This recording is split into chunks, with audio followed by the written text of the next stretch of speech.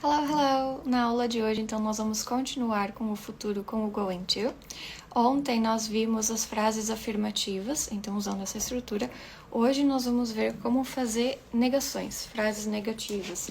Então eu já comecei aqui a estrutura para a gente começar a trabalhar nesse assunto. Bom, lembrando que para usar o going to, nós precisamos primeiro montar a estrutura com o verbo to be. Então, ontem nós vimos nessa parte em verde, hoje nós vamos ver a negação. Então, eu posso fazer essa negação, inclusive, de duas maneiras. Lembra que eu comentei ontem que é muito comum que se faça abreviação.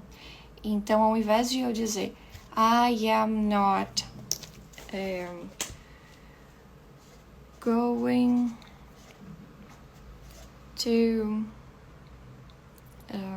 swim. Ao invés de eu dizer tudo separado, I am not, é mais comum que se use a forma contraída. Então, I'm not going to swim. Então, esse going to aqui faz parte junto com o verbo to be, mais a negação aqui. Tudo isso aqui faz parte do futuro.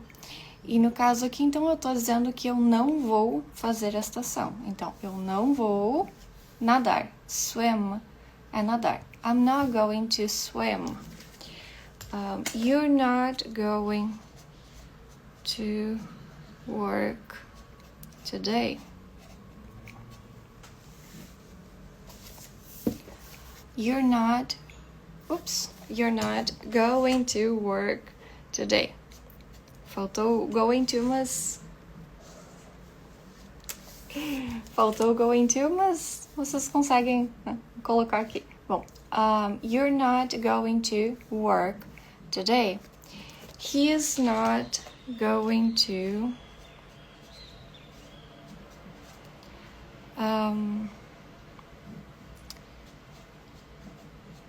drink at the party. Bom, he is not going to drink at the party, or drink alcohol, or drink beer, ok? Tanto faz. Bom, então, você não vai trabalhar hoje, ele não vai beber. Drink é beber. Pode ser beber água, pode ser beber cerveja, beber vinho, beber qualquer coisa, tá? She's not going to sleep. Ela não vai dormir tonight. She's not going to sleep tonight. Então, veja que eu tenho aqui, por exemplo, aqui a pessoa. Esse abreviatura aqui, esse apóstrofo S, é o verbo to be, que ficou aqui, junto com a pessoa. Eu tenho not, que é para fazer a negação dessa frase, o going to, e aí o verbo principal. E pode ter mais coisa ainda depois para essa frase, tá? Então, eu estou usando aqui verbos que já têm um sentido mais ou menos completo. Por exemplo, sleep tem um sentido completo por ele mesmo, que é dormir. Não precisa muito complemento, tá? Mas a ideia é que, enfim, essa frase pode ser mais longa, tá? Então, não se preocupem com isso. E aí depois nós temos aqui it's not, por exemplo, it's not going to work. Isso não vai dar certo, não vai funcionar. We are not going to drive. Nós não vamos dirigir. You're not going to write this document. Você não vai escrever esse documento. They are not, vocês no caso. They are not going to speak in Italian in this meeting. Então, a estrutura aqui, ela é muito simples, de certa forma. Ela é simples e ela vai se repetindo inúmeras vezes. Então, a pessoa, o verbo to be, o not, o going to, e aí o verbo principal.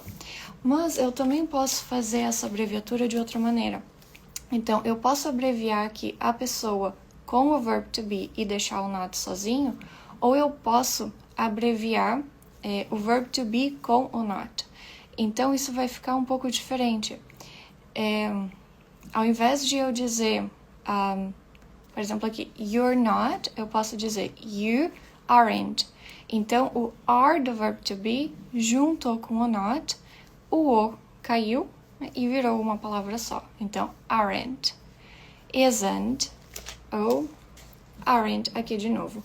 Aqui, o am, not, não tem exatamente como fazer essa contração, então ele só vira I'm not. É basicamente a única possibilidade.